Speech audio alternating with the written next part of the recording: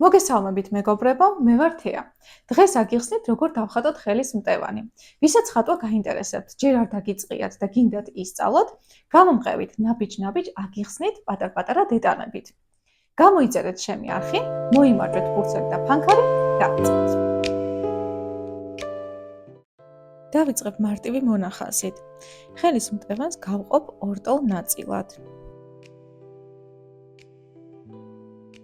წრის ფორმას მივცემ მაჯის ადგილს, სადაც შემდეგ პატარა ძუნებს ჩავხატავ. ხელის მტევნის მარტივ ფიგურებად დაყოფა დაგვეხმარება უფრო გავიმარტივოთ ხატვა. ხაზების დახმარებით გამოვყოფ თითებს.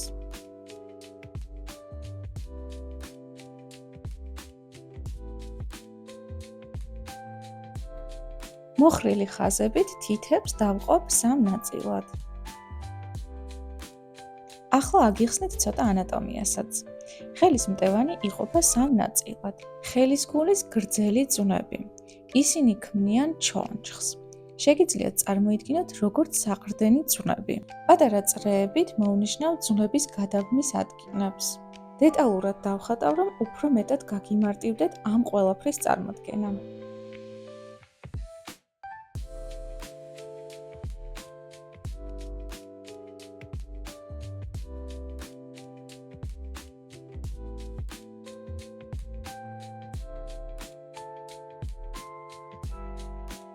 შემდეგ მოდის პატარა ძუნები, ფალანგები, რომლებიც ქმნიან ჩვენს თითებს, ხოლო მაჯა შედგება 8 პატარა ძვლისაგან. ეს ცოდნა დაგეხმარებათ წარმოიდგინოთ ხელის ანატომია. როგორც ხედავთ, ისინი მჭიდროდ არიან ერთმანეთთან დაკავშირებული.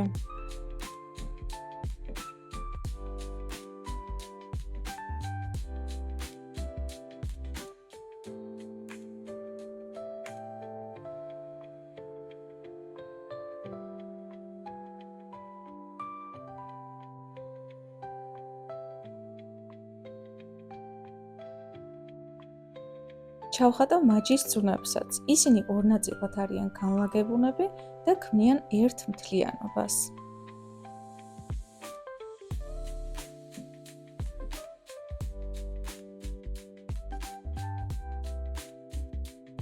შემდეგ მოვხაზავ ხელის ფორმას, რომელიც ძუნებს მიყვება.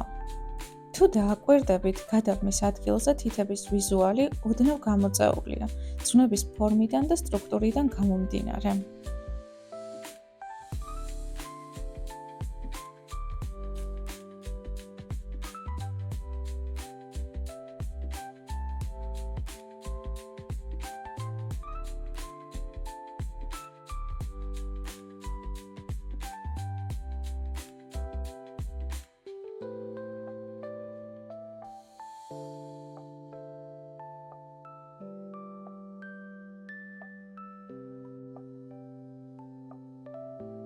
აქ გვაქვს გამყოფი ნაწილი ცერა თითსა და საჩვენებელ თითს შორის.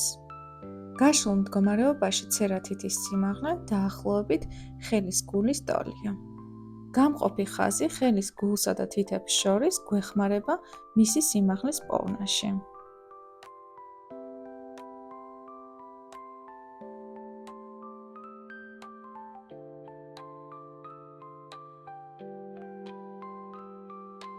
რადგან ხელის სტრუქტურა უკვე განახეთ, წავშლი გავასუფთავებ და მივცემ კიდევ უფრო დახვეწილ ფორმას. არ დაგვაუწყდეს ასევე ფრჩხილების დახატვა. რჩევას მოგცემთ, რომ დააკვირდეთ თქვენს ხელებს, ეს კიდევ უფრო მეტად გაგიმარტივებთ ხატვის პროცესს. დეტალურად მიყევით, სცადეთ აუცილებლად გამოგივათ.